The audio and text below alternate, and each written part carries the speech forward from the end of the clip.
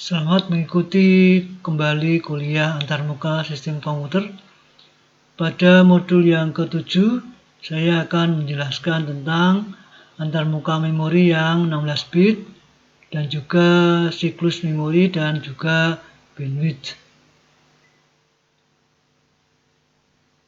Yang pertama kita akan membicarakan antarmuka yang untuk 8 bit dulu, kemudian nanti baru 16 bit, kemudian siklus memori dan bandwidth-nya. Jadi pada antarmuka yang 8 bit, karena memori utama yang digunakan adalah dynamic RAM, yang biasanya dynamic RAM ini IC-nya memiliki lebar data yang kurang dari 8 bit, sehingga untuk membentuk 8 bit diperlukan beberapa IC secara paralel sehingga membentuk 8 bit. Jadi contohnya ini satu IC membentuk data yang hanya 4 bit, yaitu D0 sampai D3, sedangkan yang D4 sampai D7 ini IC yang lain, sehingga ini kita namakan ini tersusun dari beberapa bank. Ya. Jadi ini ada bank yang pertama, ini kapasitasnya adalah 16 kilo kali 8 yang tersusun dari 64 kilo kali 4 kali 2. Ini yang data, kemudian yang untuk pengecekan diperlukan 1 bit paritas, ya, sehingga ini masing-masing bank untuk yang 64 kilo, ini ada 64 kilobyte, tambah 1 bit paritas. Kemudian bank yang lain lagi ini sama, berarti ini totalnya ini 128 byte, ya, 128 byte, ditambah ini masing-masing punya paritas 1 byte. Nah, kemudian ini ya totalnya tadi 128 kilo. Nah, kemudian yang bank yang di bawah ini, bank nomor 0 dan bank 1, ini masing-masing 256 kilobyte. Jadi ini terdiri dari 2 IC, ya, jadi menempati D0 sampai D3 sama D4 sampai D7. Jadi 8 bit 1 byte, ya. Nah, ini berarti ada 2 bank, yaitu bank 0 dan bank 1, ini totalnya 512. Ya. Jadi ini 512, kemudian ini ditambah dengan 128, ini totalnya 640 kilobyte, ya. 640 kilobyte. Nah, ini secara organisasi, maka ini diakses per alamatnya adalah 1 byte, ya. Setiap satu alamat bisa memberikan data 1 byte sekaligus dibaca. Jadi memang dasar addressing memory memang byte. Jadi setiap alamat itu menempati 1 byte. Nah, jadi ini contoh yang antarmuka 8 bit atau antarmuka yang dasar, ya. Jadi misalkan kita punya memori 1 GB, itu artinya ya 1 GB alamat, yang satu alamatnya adalah 1 byte. Nah, di dalam perkembangan prosesor yang modern ini, maka yang kita sebut dengan prosesor n-bit, ya, mulai dari n mulai 8 bit. Berarti kalau 8 bit berarti hanya bisa baca tulis langsung dari memori itu 1 byte. Karena prosesornya ditingkatkan menjadi 16 bit berarti bisa baca tulis langsung dari memori 2 byte atau 16 bit, dan seterusnya.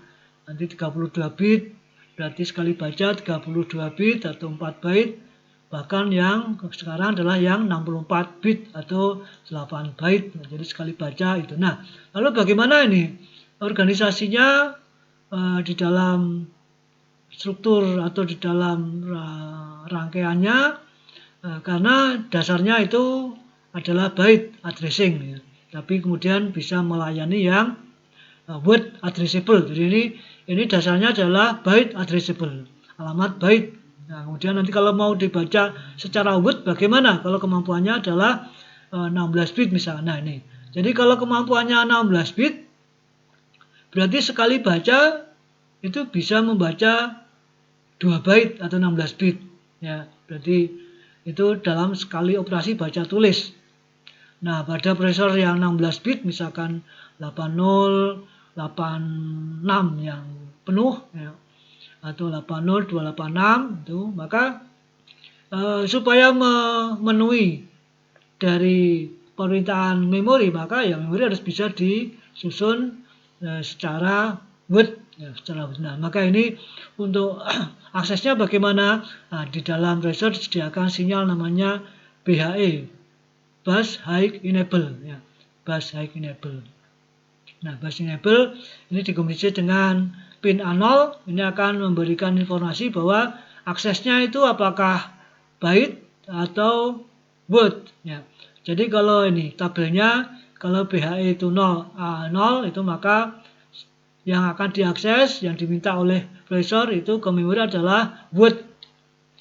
Jadi ukurannya 16 bit atau even word. Jadi nanti akan diberi alamat mulai dari 0. 0 itu word 0. Nanti alamat 1 itu berarti ikut 01 itu ikut word 0. Nah, maka nanti word 1 itu artinya mulai alamat 2. Ya, jadi word itu akan menempati alamatnya akan menempati mulai dari alamat genap. Jadi 0, 2, 4 dan seterusnya. Makanya namanya even word. Tapi kalau ingin membaca, meskipun itu kemampuannya bisa menyediakan 2 byte atau 1 word sekali baca, tapi karena data dasarnya itu byte, berarti juga harus bisa melayani permintaan byte. Nah, berarti kalau yang diminta itu byte, maka apakah byte yang alamat 0 misalkan ya, atau alamat 1 misalkan. Nah, maka kalau alamat 0 itu berarti alamat genap, kalau alamat 1 berarti alamat ganjil. Maka untuk memberitahukan bahwa itu yang diakses alamat genap atau ganjil, ini maka kalau BHE-nya itu 0 dan A0-nya itu 1, berarti itu alamat byte ganjil. Kalau A0-nya 1, BHE-nya 1, ini maka alamat genap, tapi ukurannya adalah byte.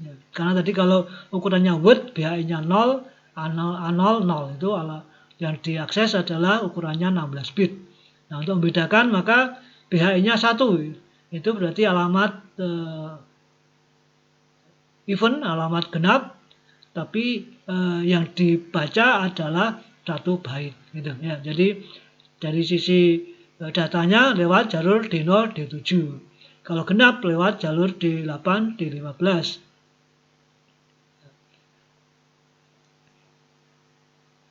Ini data yang menempati alamat genap ya. Jadi 0, 1, 0, 2, 4 dan seterusnya. Nah, ini yang menempati alamat ganjil nanti. Alamat 1, alamat 3 itu ini ada di D8 sampai D15. Kalau 16 bit ya lengkap D0 sampai D15. Ini adalah bagaimana antarmuka dari sistem memori yang menyediakan alamat 16 bit. Berikutnya sekarang bagaimana antarmuka 16 bit disusun ya di dalam motherboard atau dalam hardware-nya. Berarti ini akan dibuat menjadi ada even bank dan ada out bank. Ya, sesuai dengan tadi cara aksesnya ada even byte dan ada out byte, maka ini berarti ada alamat untuk byte genap dan alamat untuk byte ganjil. Alamat byte genap tadi menempati 0, 2, 4 dan seterusnya.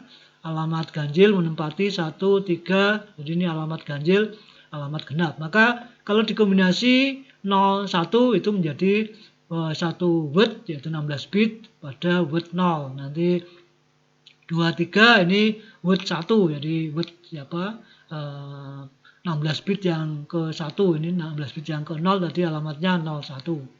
Ya, begitu seterusnya. Nah, jadi ini secara space ruang memorinya ya. Kemudian secara memori hardware-nya berarti susunannya juga akan mengikuti. Jadi nanti untuk yang alamat genap ini ya D0 sampai D7. Kemudian ada paritasnya untuk yang alamat genap. Kemudian alamat ganjil juga begitu. Jadi ini strukturnya untuk yang 512 kilo ini berarti bisa diakses setengahnya, yaitu 256 kilo alamat ya, yang masing-masing alamat itu ukurannya 2 byte atau 16 bit. Ini panjang atau selebar 256 kilobyte ya. Jadi ini kemudian yang untuk yang 128 ini dibagi 2 menjadi 64. Nah ini berarti yang 64 kilowatt ya, 64 kilowatt. Jadi kalau dibaca watt berarti separuhnya. Kalau lengkapnya itu 640 kilobyte, maka nanti akan menjadi separuhnya. Ya, separuhnya itu berarti 640 dibagi 2 ya. 370 watt gitu. 370 watt ya. 320 ya. 640 dibagi 2 itu 320 watt ya. Nah ini struktur dari susunan memorinya ya, kaitannya dengan watt tadi. Jadi nanti secara bus maka berarti itu tadi ada bus yang masuk bus data ya, yang masuk ke event bank dari D0 D7, kemudian D8 D16 itu masuk ke outbank. Nah, ini di bus memorinya tadi, yang bus memorinya nanti ini addressingnya ya, ini addressingnya kemudian datanya nanti diakses ya. Yang ini nanti addressingnya itu yang mulai dari byte ke 0 ya, kemudian nanti byte di atasnya, begitu seterusnya ya. Ini adalah antarmukanya ya, antarmukanya baik ini dari data maupun ini dari alamat ya. Datanya 16, alamatnya ini tadi mestinya lengkapnya kan kalau 1 mega 20 bit. Kemudian pada sistem yang 8 bit tidak ada masalah mengambil data watt pada alamat ganjil atau genap ya, karena tidak ada pemisahan bank genap dan ganjil. Jadi sekali baca 1 byte itu diperlukan 2 siklus memori ya. Jadi untuk sekali baca pada sistem 8 bit itu tadi, kalau yang mau dibaca itu watt berarti membacanya ya 2 alamat kan begitu ya, alamat 0, alamat 1. Nah itu berarti 2 kali baca ya, 2 kali baca. Nah ini yang membedakan dengan kalau bisa membaca 16 bit sekaligus, itu artinya sekali baca bisa membaca 16 bit ya, sehingga kalau pada sistem yang 8 bit itu mau dibaca 2 byte atau 1 watt berarti 2 siklus. Tapi kalau memorinya itu bisa diorganisir menjadi memori yang 16 bit, berarti sekali baca, kalau yang dibaca itu watt ya berarti cuma 1 kali baca ya, 1 siklus memori. Jadi artinya ini lebih cepat ya. Jadi ini akan memberikan akses memori yang lebih cepat. Nah, kalau misalkan kemudian pada sistem yang 16 bit ini mau dibaca ya 1 byte-nya, maka nanti ya tadi akan dipilih alamat genap yang mulai dari D0 sampai D7 atau alamat ganjil. Jadi data watt pada alamat ganjil akan membutuhkan 2 siklus memori. Jadi kalau misalkan mau membacanya watt pada alamat ganjil, maksudnya begini. Jadi kalau alamat watt itu kan dimulai dari 0. Jadi misalkan membaca watt 1 itu artinya alamat 01. Kemudian membaca watt berikutnya yaitu alamat 24, itu kan watt berikutnya ya. Jadi kalau nanti membacanya watt itu mulai dari alamat 1, berarti nanti membaca watt itu alamat 01 akan terbaca hanya byte ke 1, kemudian alamat 2, 3 akan terbaca byte yang 2. Nah itu namanya membaca alamat ganjil nanti ya. Jadi alamat ganjil. Jadi kalau ini diorganisir 8 bit, ini membaca 2 byte itu akan membutuhkan 2 siklus memori ya. Baik membaca di mulai alamat ganjil, mulai alamat genap nggak masalah ya. Jadi mau membaca mulai alamat 1 berarti 12 itu butuh 2 siklus. Mulai alamat 0 ya 01 berarti juga 2 siklus. Jadi kalau mau 11 itu 1 siklus, tapi kalau mau 22 ini tidak bergantung kepada mulainya, ya tidak bergantung mulainya, tapi semuanya ini akan membutuhkan waktu 2 siklus, ya 2 siklus. Nah, beda kalau organisasinya ini sudah 16 bit. Ya. Jadi kalau organisasinya 16 bit, membaca 1 byte, ini misalkan ini membaca 1 word, ya, baca 1 word mulai dari alamat 17. Nah, itu berarti mulai alamat ganjil. Ya, jadi kalau membaca wordnya mulai alamat 16, sekali baca, karena 16, 17. Ya. Tapi kalau membacanya itu mulai alamat 17, berarti wordnya yang terbaca kan 17, 18. Berarti harus membaca yang word mulai 16, tapi yang nanti diambil yang 17, kemudian membaca word yang mulai 18, yang diambil 18. Jadi itu yang dimaksud dengan kalau membaca word ganjil, itu word yang dimulai alamat ganjil, itu maka akan memerlukan 2 siklus. Tapi kalau yang dibaca itu mulai dari alamat word genap, itu maka perlu 1 siklus saja. Contohnya ini 16 itu 1 siklus, 18 1 siklus. Tapi kalau mulainya 19 berarti nanti bacanya 19, 20. Nah, 2 siklus gitu ya.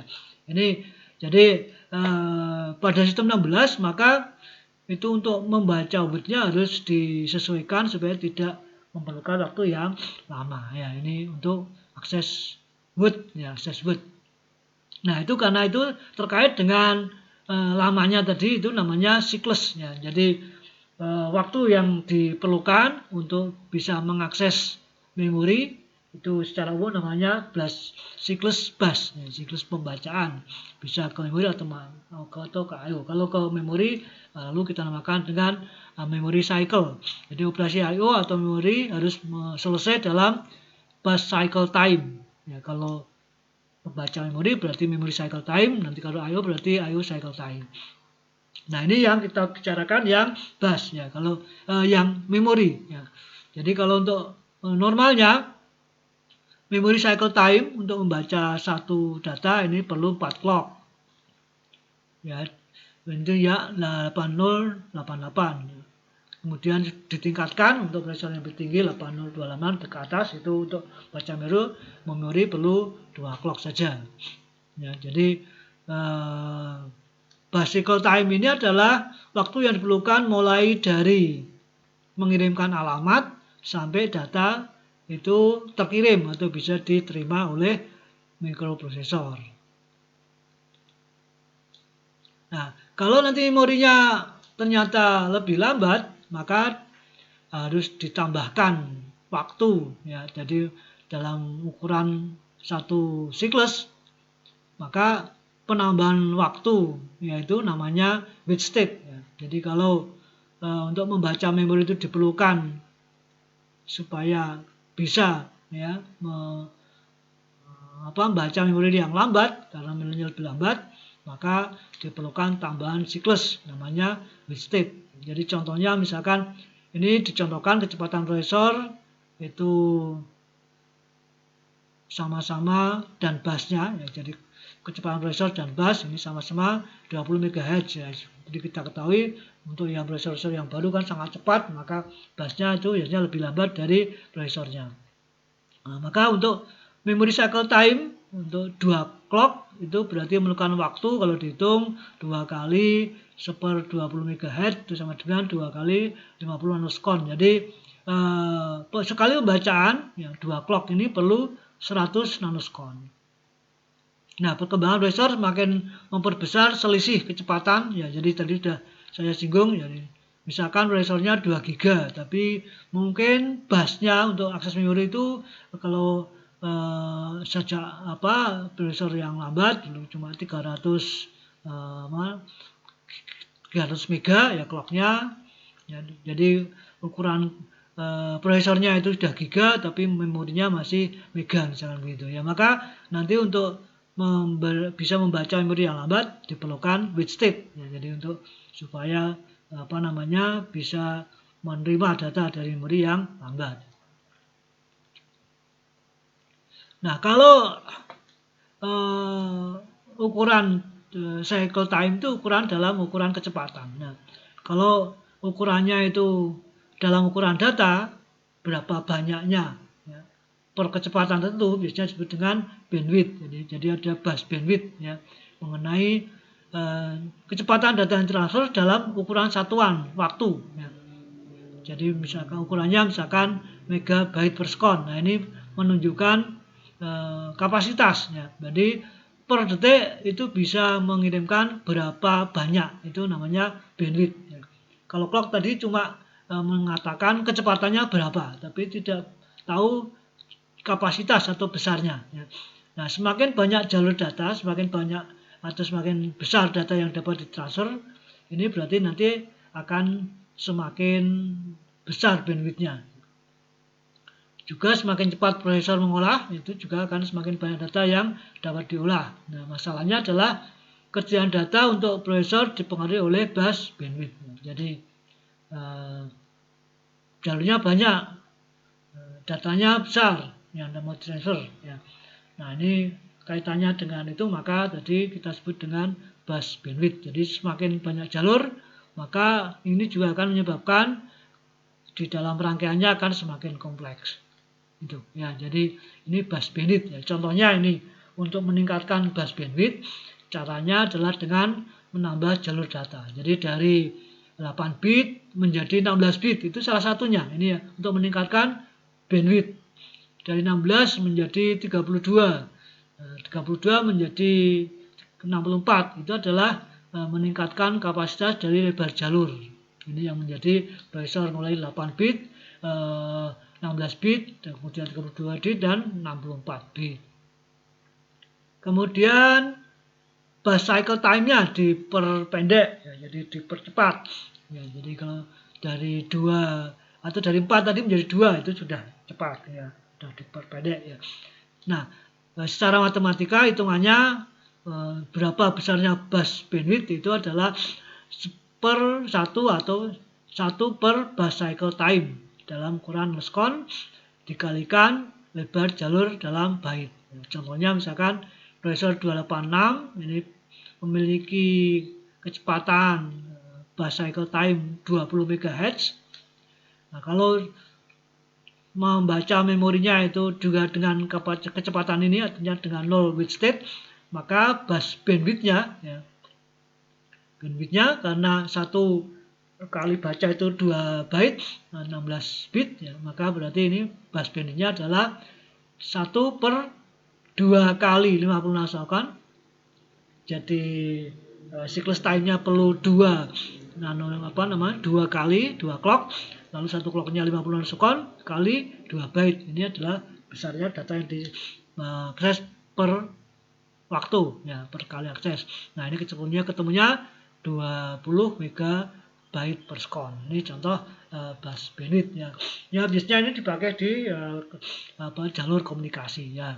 Jalur komunikasi bisa saja komunikasi internal antara prosesor dengan memori, bisa saja jalur komunikasi lebih luas lagi yang ke eksternal, ke jaringan. Ini adalah yang kita sebut dengan bus bandwidth. Oke, saya kira untuk materi tentang antarmuka memori yang 16 bit ya, kaitannya dengan organisasinya internal, bagaimana disediakan, kemudian pengaruhnya terhadap bandwidth ya. Jadi yang dinamakan dengan bandwidth adalah kapasitas data yang bisa diolah setiap saatnya. Oke, saya kira untuk kita cukupkan sekian dulu. Terima kasih.